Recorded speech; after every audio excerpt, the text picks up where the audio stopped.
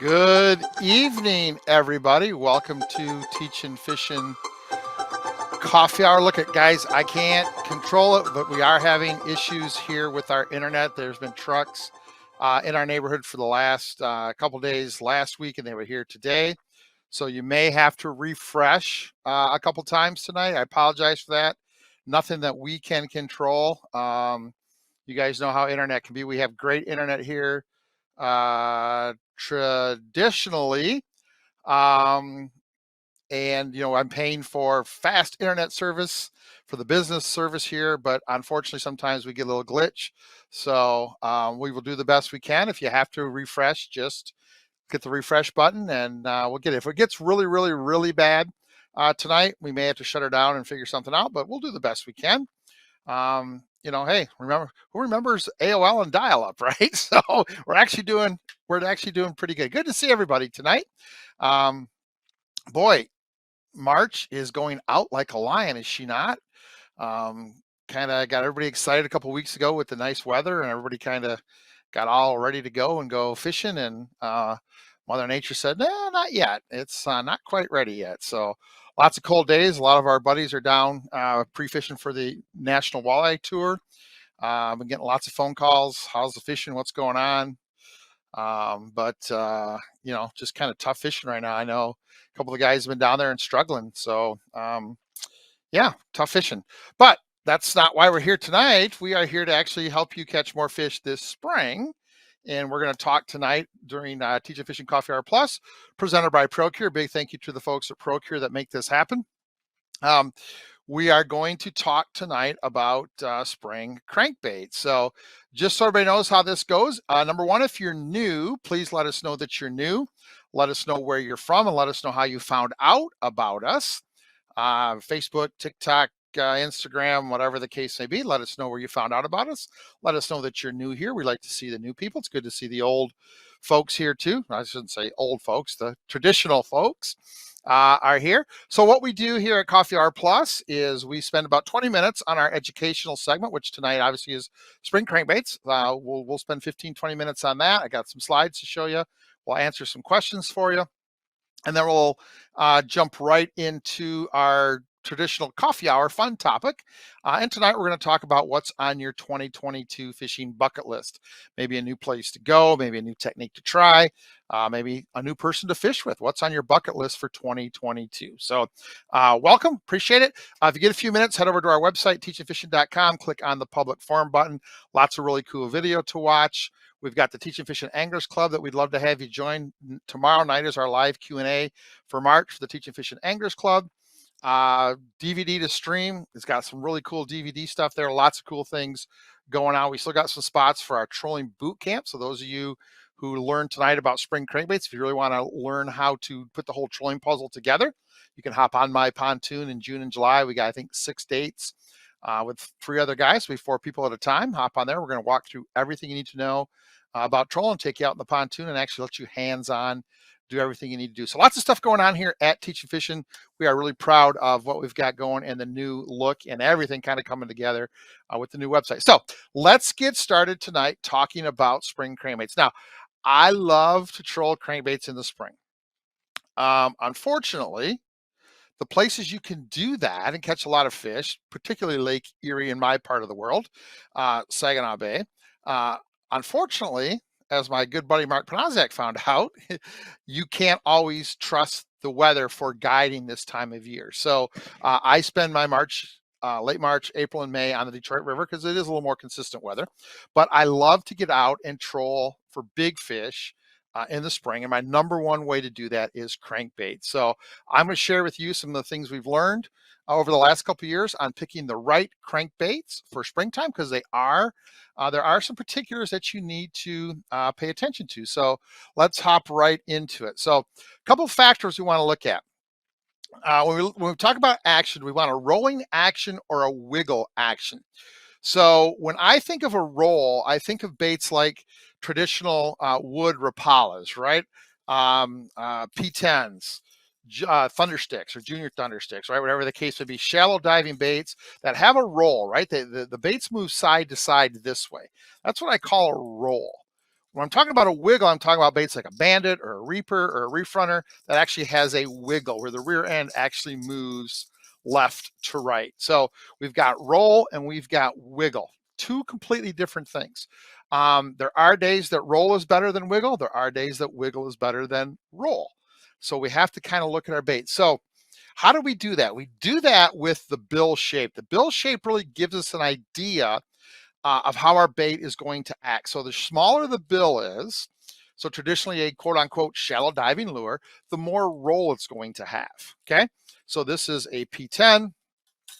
This is a junior thunderstick. You can see the short bill. Everybody knows, you know, an old wood Rapala, right? The shorter the bill is, and the closer the line tie is to the nose, the more the bait is going to roll. The longer the bill is, and the further the line tie is from the nose, the more the bait is going to wiggle. So we can determine the action just by looking at the bill. Okay. And we're going to talk about this in just a second because it's important to understand why we need both types of baits. So the reason we do is this. Remember, sometimes the roll is better than the wiggle. So the biggest mistake that I see a lot of trollers make in the spring when they pick a crankbait is they go, well, you know, I only need that crankbait to go down 7-8 feet. So they instantly grab a shallow diving bait. The problem is when you do that, all you get is a roll. Some days that's okay, but some days, even if you want to get your bait down 7 feet, it's better to take a bait with a wiggle, with a bigger bill and a long tie, a line tie further away from the nose, so we get more rear end wiggle action.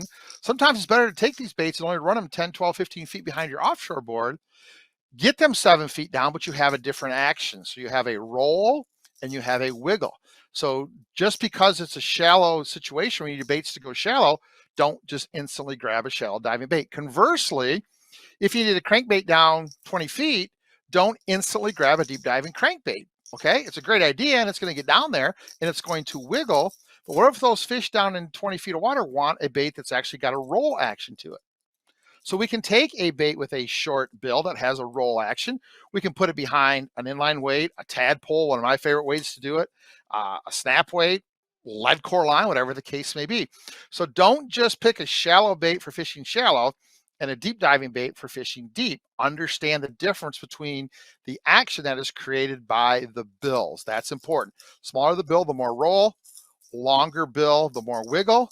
And then kind of a hybrid. So here we've got this is a Walleye Nation Creation Reaper, has the same basic bill as the Bandit does. So you'd think, ooh, lots of wiggle. It does have some wiggle, but look how close the line tie is to the nose. So the line tie is a lot closer to the nose than the Bandit is. So that tells us two things. Number one, it's going to wiggle because it has the big bill, but it's going to have a little more roll in it. And it's also going to run through the water flatter because the longer this bill is, and the further the line tie is from the nose, the more steep the angle of dive is.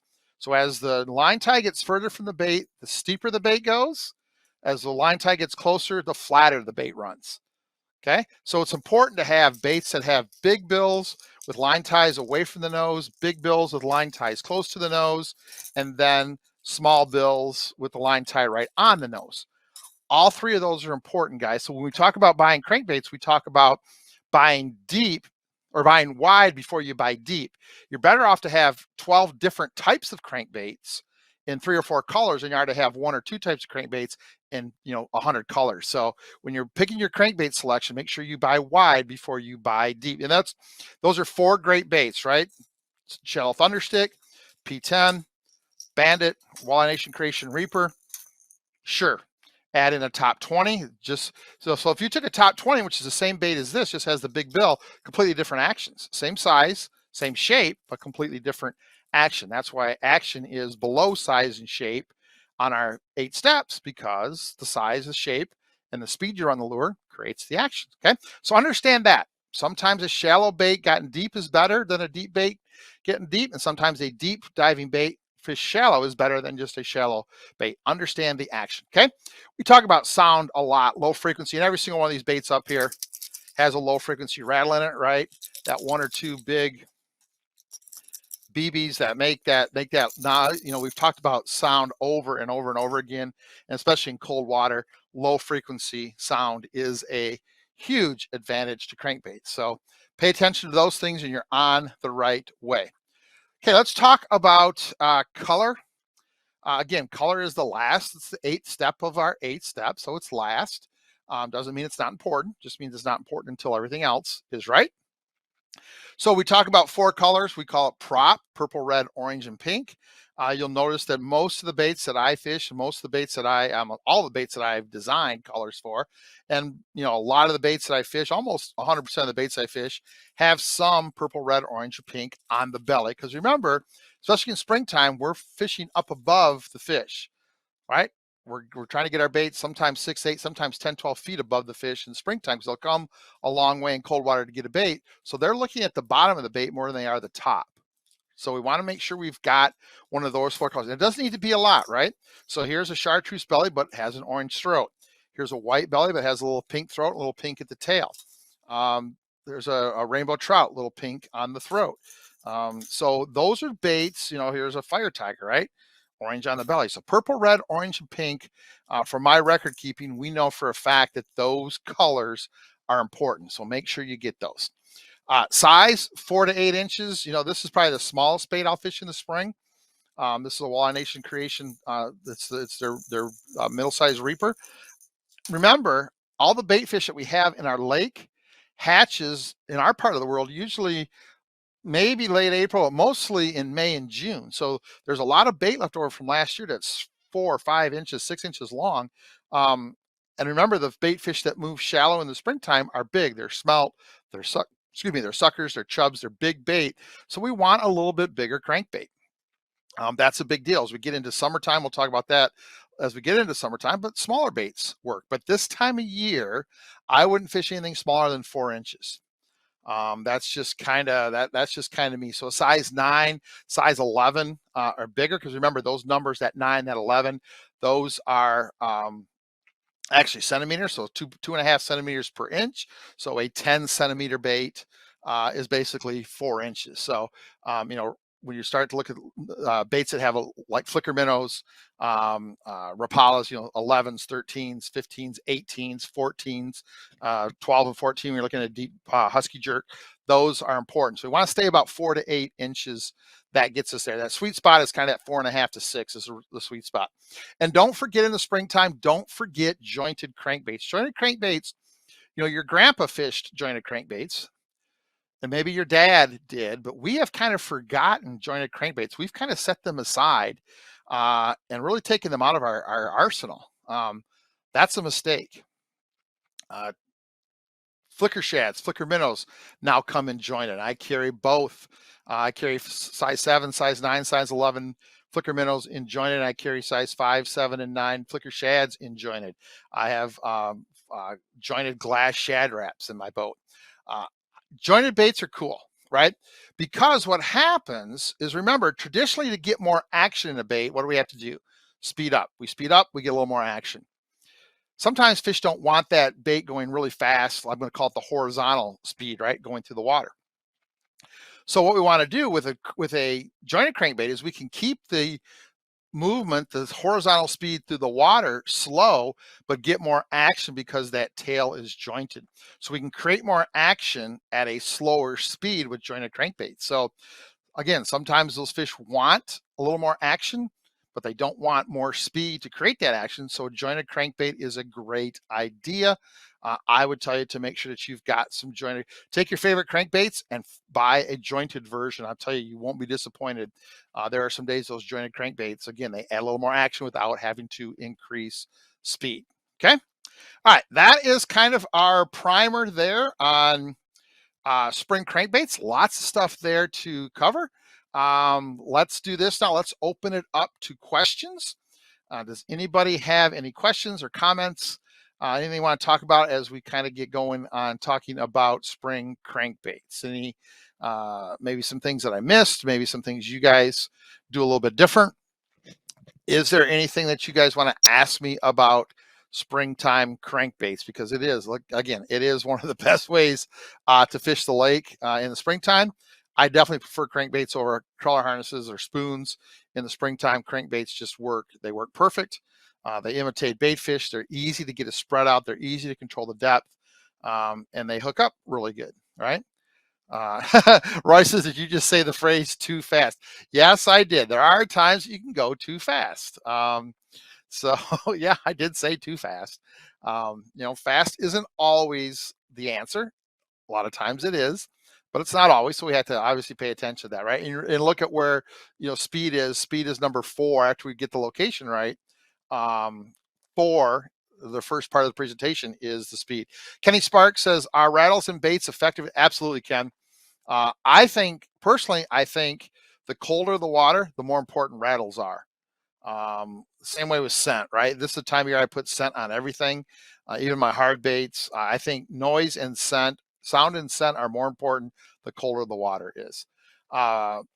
Would larger spoons be effective? I'm not a big spoon guy in early spring, um, only because spoons don't move as much water as crankbaits. You don't have that sound. You don't have that rattle.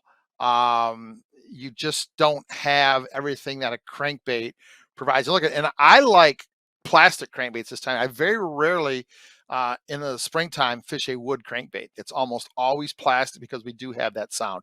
So will spoons work? Sure, you can catch fish on some spoons, but it's not your best choice because again, there's something about that sound and the profile of a crankbait that just looks more like a springtime bait fish than spoons do. Kurt says nighttime, nighttime, nighttime. If you want to fish at night, this is a great time to fish at night. So there you go. Jim says he uses 2 lures on each rod and line, 2 leaders from a 3-way swivel of a slightly different length. And he pairs up, I know he pairs up his baits, the same bait, just in shell diving, deep diving version. So he'll run a deep husky jerk 12 and then a regular husky jerk. And then he'll run a top 20, which is a deep diving version of a P10 and a P10. So he'll run the same lure, just the deep diving version on one and the shell diving version on the top. So something to try. Greg says, does hook direction change the action? Absolutely does, right? So we've talked about this quite a bit. When you've got crankbaits, especially crankbait that maybe you can't get tuned, right? It's important that you take your crankbait and hold it up like that and look at the hooks.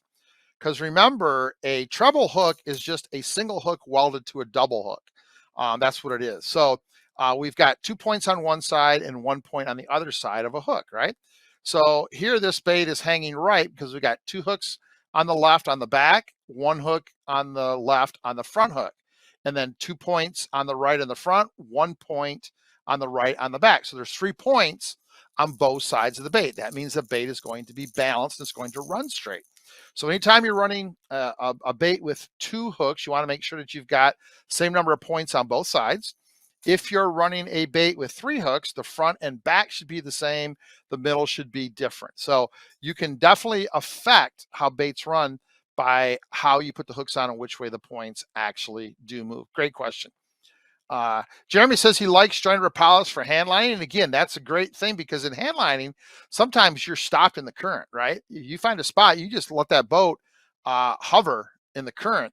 And now that bait really isn't moving forward. There's really not a lot of forward pressure. Obviously, you got the current, but there's not a lot of extra forward pressure. And now you're getting more action from a jointed bait. Love that idea. Absolutely love that idea for hand lining. Or 3-way rigging, right? I know some of the guys that are watching, fish the Mississippi and Missouri River where you've got wing dams and you anchor up and you just drop a bait back and you're just holding that bait there, basically like hand lining.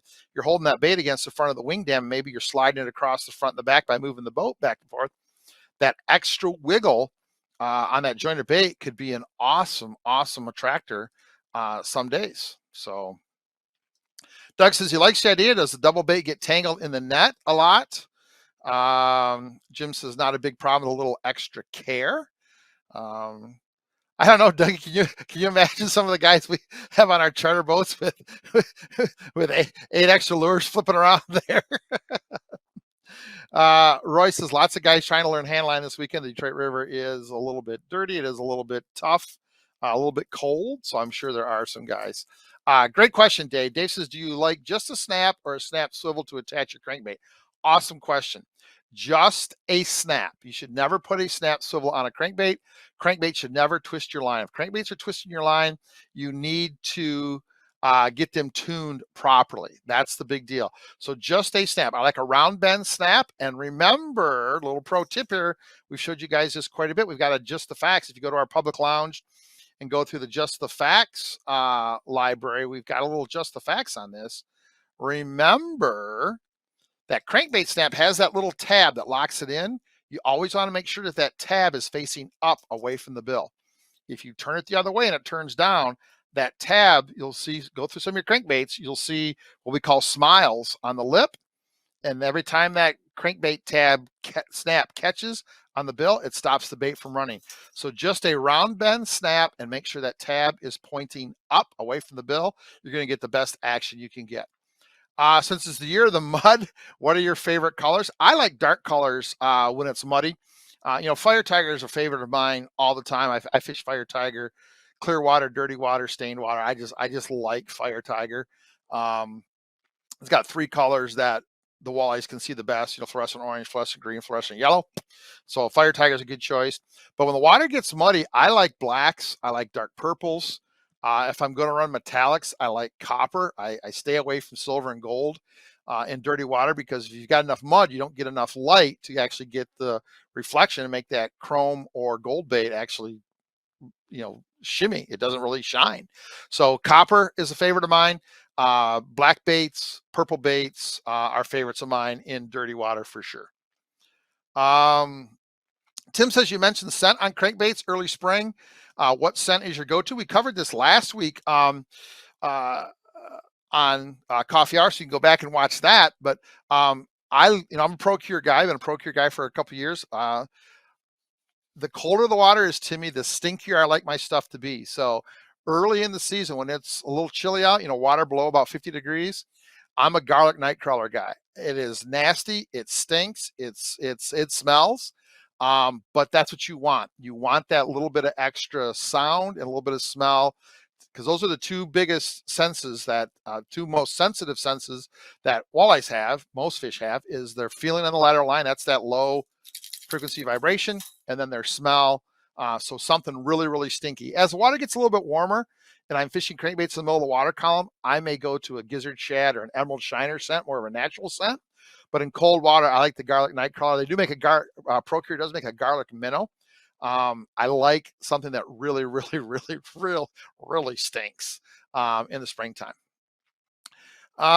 Steve says, in my experience, pink lemonade and similar colors are killers on the bay in the spring, but purple demon and baby blue minnow work better in the fall. Pretty similar water temps. Does that have to do with the state of the bait fish in spring versus fall, or the dirtier water? I think it's a dirtier water, because traditionally, that's a great question. See, good comment. I like, if you've ever listened to me talk about fall walleye, I love white baits in the fall. I like white baits. I like gray baits, bone colored baits, clear baits. I like those baits in the fall. I like a little bit darker baits in the springtime, because again, traditionally, it's all watercolor, right? So if I went out and the watercolor was halfway decent, if it was, stained green, you're right back to the same colors, right? This is the LV watermelon. Pink lemonade, one of my favorites. So it's a watercolor thing. Traditionally, though, we get more dirty water in the spring than we do in the fall because of the runoff. So it's one of those deals. I traditionally start with multiple colors. That's kind of my thing. But pink lemonade is one I fish a lot. Purple demon's one I fish a lot. Lights out is one I fish a lot. This is the LV watermelon. The LV baby blue minnow is one I fish a lot. Trying to think of the other one. Raspberry dolphin, one of my favorites. Copper with a purple head and a pink belly. Love those. So yeah, it's color's an experiment thing, but traditionally, the darker the water, the more brown the water is, the darker my baits are. As the water clears up a little bit, gets into green, whatever it is. And then as it gets blue water, I may go to, I try to stay out of the blue water. When I get that really clear green, I may go to some golds and some silvers and add some of those in my spread too. But whites and blacks, dark bodies and white and gray bodies, and then black and purple bodies catch fish all the time. And, purple demon is a, purple with a pink belly. Baby blue minnow is kind of a dull white with a blue with a orange belly. And then, pink lemonade is a white body with a pink belly. So, I mean, it's kind of it's all in there. So Jeff says he's had good luck with the Procure bloody tuna. It smells big time. I've got some bloody tuna in my salmon stuff. Maybe I'll whip that out. But as the colder the water is, the more I like my stuff to really, really, really, really stink. And I like the garlic night color. I did order some new. They have a garlic minnow now, so it's a minnow. It's a bunch of different minnow species crushed up with garlic. So I did order some of that. But I just like really stinky in cold water and dirty water. So um, just me, like I said, as the water gets a little warmer, we get in that mid 50s. My crankbaits are going to have a scent on them that smells like the bait fish that the walleyes are feeding on. So emerald shiner smell, whatever that gizzard shad, whatever the case may be. But in cold water, I like stinky. So there you go. All right. Anything else before we move on to the next part? Spots or stripes on your cranks? Hi, Tom. Hey, congratulations on your retirement. Yes, I think spots and stripes definitely make a crankbait better, especially in cold water. I don't have as much data in the spring as I do the fall, but in the fall for sure. Most of the baits that I fish in the fall have some kind of, let's call it a pattern on them, spots, stripes, whatever the case may be. Definitely makes a difference in colder water. Definitely makes a big difference in fall time. I don't see as big a deal with spots and stripes in the summertime as I do in cold water. So, but yes, spots and stripes, you betcha. You betcha. Plain old crankbaits, just nah, they're not good unless the water's really clear, right? And the pattern's really consistent. Then single color baits work. We fish our JLo, which is solid orange, Silver Bullet, which is solid chrome. But when the water gets a little bit of color to it, and especially as it gets cold, a little variation, contrast, right, is what I like. Arliss is talking about color. I watched a very good video by my friend Keith Eschbach, great fisherman. Keith is explaining UV in different colors. How does that come into the equation? I haven't done enough work. That's a great question, Arnold. I have not done enough work with UV to say yes or no. I would tell you if Keith tells you yes, that he believes there's situations that UV works. I would 100% believe that because Keith is a great fisherman, great record keeper, a very scientific kind of fisherman.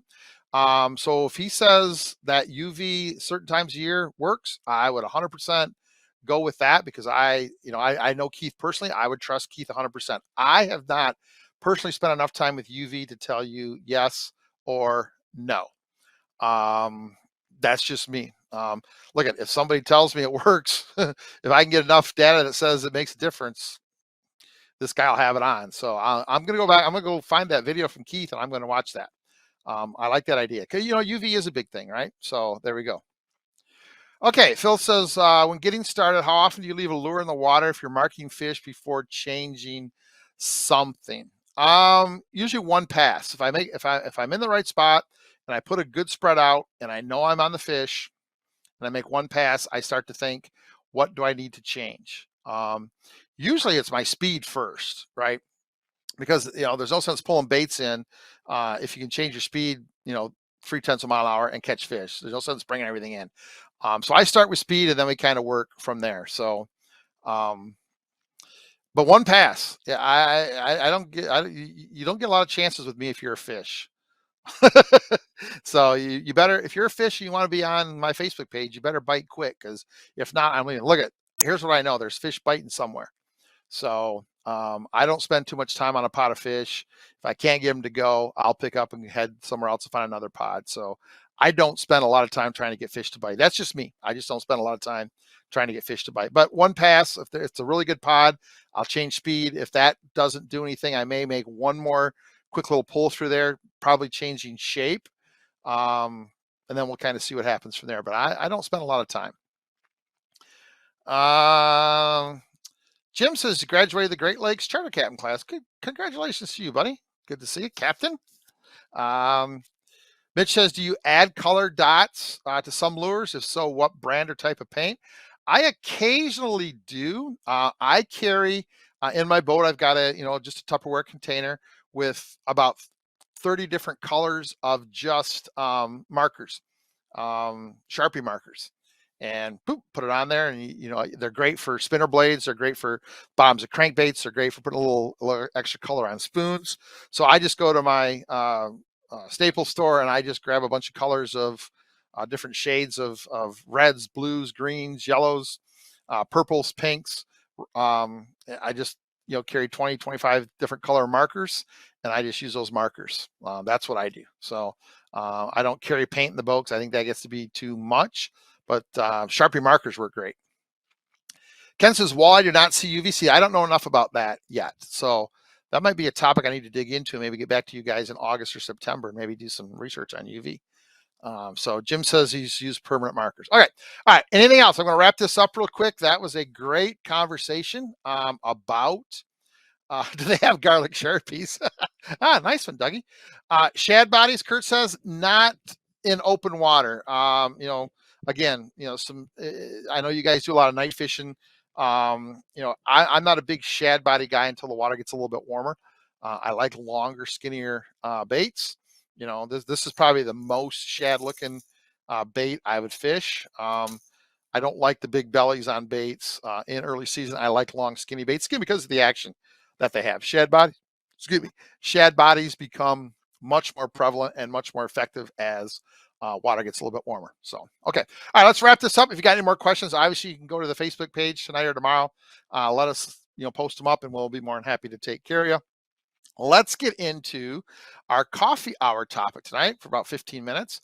What is on your bucket list for 2022 fishing season? Where do you want to go? What do you have on your, you know, is there a new place you want to go fishing? Is there a new person you want to fish with, a new technique that you want to learn? When we're sitting down here in late November after Thanksgiving, we go, did you accomplish what you wanted to accomplish this year fishing? What is one or two things on your list, on your bucket list for fishing this year? Captain Todd says marlin. He wants to go marlin fishing. I'd like to do that too, Todd. I like that. I like that idea. Mark says standard rock in August. Something I would like to do. I'm trying to figure out how to do that. I need to put about 50 gas cans in the pontoon to get out there though. But standard rock in August for lake trout would be awesome. That would be amazing. You know, I want to do some more smallmouth bass fishing. I want to find somebody to spend some time with me on Lake Erie or Lake St. Clair, specifically this year, and actually spend 2 or 3 days actually smallmouth fishing. I got some things I want to try to see how they actually transfer over um, uh, to smallmouth bass fishing. So looking for, you know, head out there with somebody that really knows it so we can kind of go. Jasper says Lake Ontario king salmon fishing in spring. Lake Ontario is amazing. An awesome, awesome king salmon fishery over there. A lot better than we have over here for sure. Roy says, I want to fish with Larry Cameron. Not one guy off my list in the last 2 weeks already. Good for you. Take the boat to Saginaw Bay at least once. Well, I hope you can do that. Doug says, got the Mega Live. Really want to put it to use on some casting trips. Looking forward to how Doug uses that. I've got Active Target on my new Polar Craft, getting ready to use that a little bit on the river. So I'm sure that'll be a learning experience. It's going to be kind of hard to guide and try to figure out sonar, but we'll figure it out. Jim says, headed to the UP Lake Spring, Lake Chinook Islands in the eastern UP. Great perch fishing, great pike fishing up that way. Jeff says Muskie and St. Clair just once. That's an awesome thing, Jeff. That's get a few guys and hire a guide. That's the best way to do it because they're on fish. If you need a tip or need a guide, send me an email. I'm more than happy to get you hooked up with a couple of friends of mine. I got a couple of guys that guide casting, a couple of friends of mine that guide trolling. That's a big body of water, takes specialized equipment. Spend the money and hire a good guide. Let them tell you the time to go, and let her rip. Doug says he's fished just a few smallmouth tournaments on both. Let's do it. I'd love that, Dougie. I don't know that I'd want to fish a tournament, but I'd love to hop in your Ranger and do a little smallmouth fishing. I'd love that. Arlo says he's fishing an inland lake tournament series. Looking forward to Lake Chautauqua. We did a Association of Great Lakes Outdoor Writer Conference on Lake Chautauqua and went out one day and did some walleye fishing on Lake Chautauqua and did pretty good. So yeah, I enjoyed Lake Chautauqua. Nice little place. Steve says autumn walleye on Lake Leelanau. Beautiful part of the world. One of those underlooked Lake Leelanau, North Lake Leelanau, a couple of those underlooked walleye fisheries that we have here in Michigan. That would be an awesome. In autumn, fall would be a great time. That's a very traditional mesotrophic lake mesotrophic. So a lot of deeper water, a lot of live bait rigging, a lot of structure deep. Steve, you're gonna love that. That's gonna be great. Joe says going to do my bucket list July 30th, fishing with me and Roy Miller and Lee Gould on the Angler Quest. That'll be awesome. I'm really looking forward to that. That'll be great. Tom Miranda, hi Tommy, says late fall muskie fishing on the Upper Niagara. Now, Tom is from that way. We met Tom at our Dunkirk, New York fishing education weekend a couple of years ago. Great fisherman, newly retired. Again, congratulations, my friend. That Upper Niagara River is someplace that every time we go to Niagara every year to do a fishing show, and I'm like, man, I got to get back out here. Tommy, you get that set up, let me know, buddy. You might have an extra rod in your boat if you want one.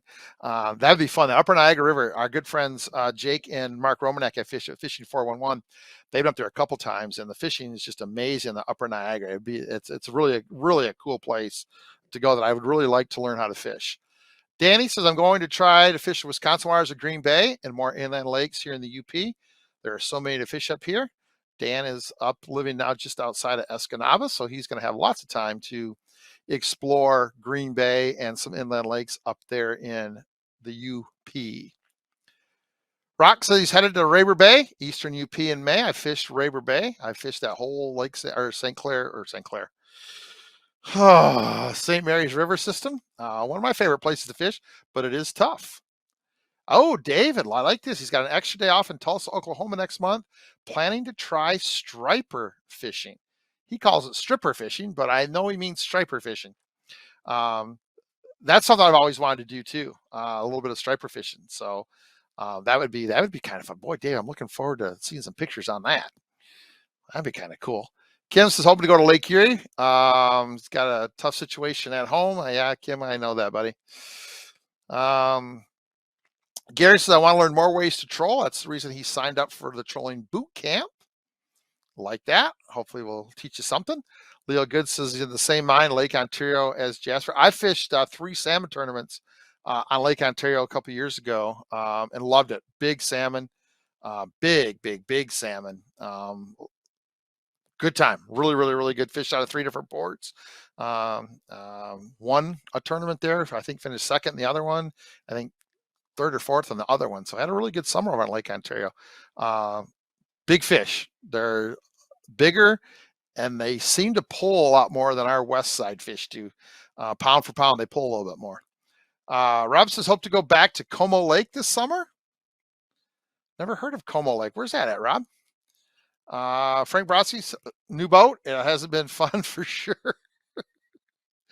Started with the Vexus, ended with the Ranger. I think there's a story there. Boy, new boats are great. They're fun to get, but they are tough. I'm still trying to get the Polar Craft ready for Detroit. So it's one of those. It's a blessing and a curse. Jeffrey says casting jigs on the river and casting lures in the lake. That's something I want to do more of too. I agree with Jeff. More rod in the hand stuff. It's kind of hard to do in charters, but more of that. One of the things I want to do too, I want to get back to largemouth bass fishing. I love largemouth bass fishing. I love tube fishing. I really like spinnerbait fishing. I'd like to try some of the frog stuff that I see these guys do. I used to like to fish a lot of topwater, a lot of popper fishing. I'm trying to think sluggos. I used to love to fish sluggos on Lake Nipissing over the heavy weeds. I'm looking forward to maybe getting out with somebody, hint, and doing a little bit of largemouth bass fishing this summer. I miss largemouth bass fishing. Jeff says, live up in Port Huron. Would like to try Harbor Beach, Grindstone City, walleye and smallmouth bass. Great places to fish. Mitch says, find new fishing buddies, but we'll settle for trying new lakes like Burt, Houghton, etc. Burt and Mullet, that's a really cool place, and there's a ton of walleye there. A ton of walleye in Burt and Mullet that, again, a little bit different than kind of our fishing, more hands-on fishing, more structured fishing, but a great place to go and kind of learn some new things. Diane says they have a must. Yes, Diane, maybe we need to talk a little bit. Spike it markers, Rick says, have garlic in them. I like that idea. My good buddy Al says explore the resident population of Bay of Quinte walleye and big smallmouth during the summer. Didn't retire here just for fall trophy fishing. So he is retired now. Al has been on my boat a couple times with his beautiful wife, and we've talked a lot about Bay of Quinte in the fall, and he's retired and he's over there now. So he's looking forward to getting on the walleye and the big smallmouth during the summer, not waiting until the fall. Um, Boy, living the good life, Al. Good for you, buddy. Smallmouth bass on Dale Howell, says James. Great fishing trip, Tennessee. Like that. Roy Miller, like to fish some inland lakes in Minnesota. Yeah, I mean, I love Cass Lake, Leech Lake, the bottom part of Lake of the Woods, you know, uh, just all those places up there in Minnesota are some of my favorite places to go. So Bob says Como Lake is in Chapleau. Okay, nice. Todd says, two best days with a boat, day you buy it, day you sell it. Ain't that the truth? Arlo says, I've caught a lot of fish, but none in freshwater pull harder than a fresh spring king caught on the Niagara Bar in Lake Ontario. I would believe that. Absolutely believe that. Because I know the fish we caught, I mean, even in the summertime, man, they were bulls. I mean, they just, you're like, man, this has got to be a 30-pound fish, and it's an 18-pounder. They pull harder over there than they do over here for sure. Jim says Columbia River, Bowie 10 area, walleyes and sturgeon. Now Columbia River is definitely on my bucket list. That's going to be a long trip, and we're going to have to wait for gas prices to get somewhere normal before I make that trip. But yeah, Columbia River would be definitely a trip that I would. It's on my bucket. It's one of the few places I haven't fished. Lake Tobin, Red River, Saskatchewan, Columbia River, Bay of Quinte. My list is getting smaller. I try to knock one out every year or two. But yeah, good for you. I hope you get a chance to go out there, Jim. Wayne says, been herring fishing for years out of Detour in July, ready to find some walleye. It's funny. The first time I was up at Detour, walleye fishing professional walleye trail tournament, come around the corner, and there's a whole bunch of boats. And I'm like, man, this has got to be the spot. And they were all herring fishing. So wasn't a great spot for walleye, but it was kind of funny to see everybody. They got 12, 14-foot rods, and like, what is going on here? And then you ask some locals, and they're over there herring fishing. So pretty cool. Dale says Pool 4 in Red Wing. Hey, if you're going to head to Red Wing, let me know. I've got some really close friends over there who'd be more than happy to hook you up on some fish over in Red Wing. One of my favorite places to fish. I fished one tournament over there in Red Wing. One of my favorite places to fish. Fun fishing there on the Mississippi River. Brad says back to Stony Lake, Ontario for beautiful walleye and big gills. Good for you. That's something I miss too. Is one of the things, unfortunately, with my schedule, April and May between Detroit, and then we jump right on Saginaw Bay. I don't get to go bluegill fishing and crappie fishing anymore. I used to love to go out, get them on the edges of their beds, and I used to do a lot of bobber fishing for them. Put a small jig on a bobber and float it up into a bed and watch the bobber go under. And hey, boy, unfortunately, with my schedule, good for you, Brad. I'll tell you what, there's nothing better than catching big bluegills and big crappies. Two of my favorite things. Especially the rod in my hand. Like I said, bobber fishing. I'd put a bobber out and I'd cast a jig around while I was waiting for the bobber to go under. Good for that. See that? I like that idea. It's not all walleye, right? It's just not all walleye fishing. There's so much to do.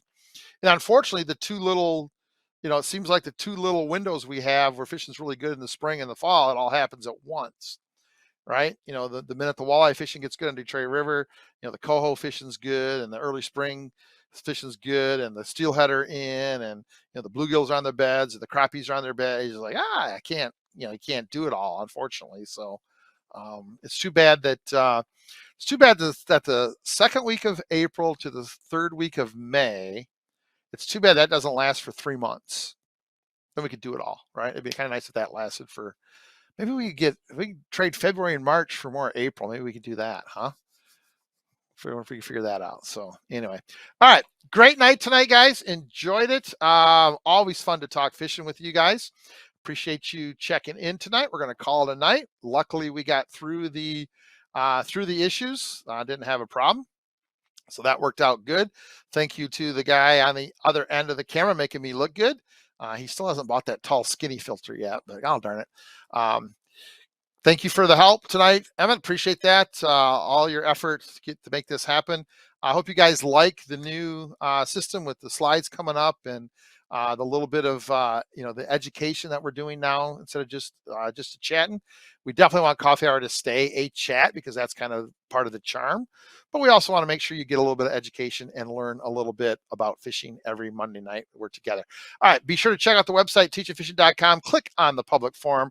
Go check out all of the free videos that are there. If you want some more detailed learning, join the Teaching Fishing Anglers Club and or check out the DVD to stream. So awesome stuff there. We've still got the Detroit River Workshop up. You can still get that for a couple more weeks if you're interested. And that's it. Appreciate you guys. We'll see you back here next Monday night for more Coffee Hour Plus. Have a great night. We'll see you guys soon.